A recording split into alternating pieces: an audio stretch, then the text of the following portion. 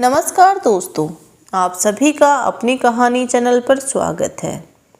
दोस्तों, आज हम इस वीडियो में सुनेंगे करवा चौथ की कहानी। तो चलिए सुनते हैं। बहुत समय पहले की बात है। एक साहूकार के 7 बेटे और उनकी एक बहन करवा थी। सभी सातों भाई अपनी बहन से बहुत प्यार करते थे, यहाँ तक कि वे पहले उसे खाना खिलाते और बाद में स्वयं खाते थे। एक बार उनकी बहन ससुराल से मायके आई हुई थी। शाम को जब भाई अपना व्यापार व्यवसाय बंद कर घर आए तो देखा कि उनकी बहन बहुत ही व्याकुल थी। सभी भाई खाना खाने बैठे और अपनी बहन से भी खाने का आग्रह करने लगे, लेकिन बहन ने बताया कि उसका आज करवा चौथ का निर्जल व्रत है। वह खाना सिर्फ चंद्रमा को देखकर और उसे अर्घ्य देकर ही खा सकती है। चूँकि चंद्रमा अभी तक निकला नहीं है, इसलिए वह भूख प्यास से व्याकुल हो उठी है। सबसे छोटे भाई को अपनी बहन की यह हालत देखी नहीं जाती और वह दूर पीपल के पेड़ पर एक दीपक जलाकर छलनी की ओट में रख देता है। दूर से देखने पर ऐसा प्रतीत होता है कि जैसे चतुर्थी का चांद उदित हो रहा हो। इसके बाद भाई अपनी बहन को बताता है कि चांद निकल आया है, तुम चांद को अर्घ्य दो और बाद में भोजन कर लो। खुशी के मारे सीढ़ियों से चढ़कर जब बहन चांद को देखती है तो अपनी भाभीयों से कहती है कि चलो भाभीयों, चांद निकल आया है, अर्घ्य देते हैं। लेकिन उनकी भाभियाँ कहती हैं कि ये तो आपका चांद निकला है, हमारा चांद अभी नहीं निकला है। बहन खुशी के मारे सीढ़ियाँ चढ़कर चांद को अर्घ्य देकर खाना खाने के लिए बैठ जाती है। जब वह पहला टुकड़ा मुंह में डालती है तो उसे छींक आ जाती है। जब दूसरा टुकड़ा वह मुंह में डालती है तो उसमें बाल निकल आता है और जैसे ही वो टुकड़ा डालने लगती है तीसरा अपने मुंह में, तो उसके ससुराल से समाचार आता है कि उसके पति की मृत्यु हो चुकी है। वह बहुत ज़्यादा घबरा जाती है और बौखला जाती है।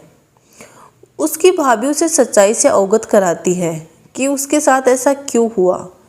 करवा चौथ का व्रत गलत तरीके से टूटने के कारण देवता उससे नाराज हो गए हैं और उन्होंने ऐसा किया है।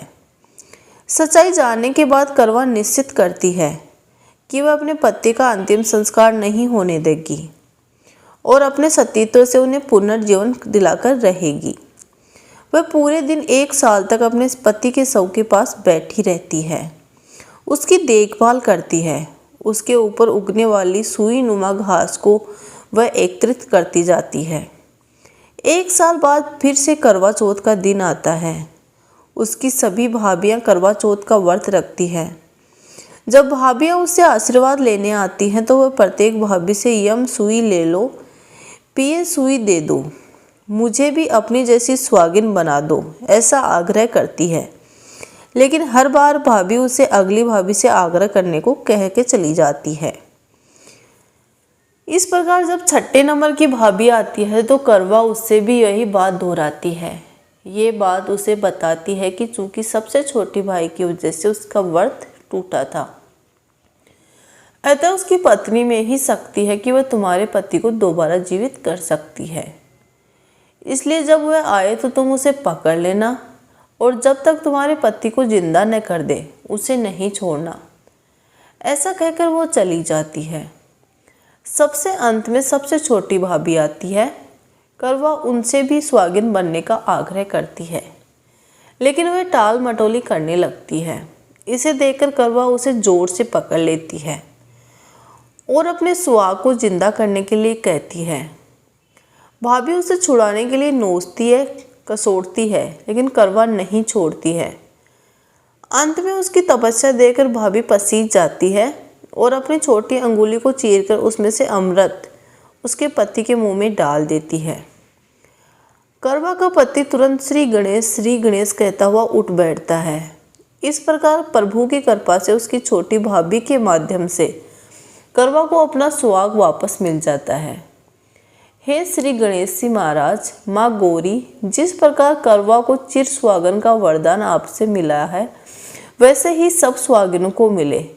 कहते को, सुनते को, उखारा भरते को।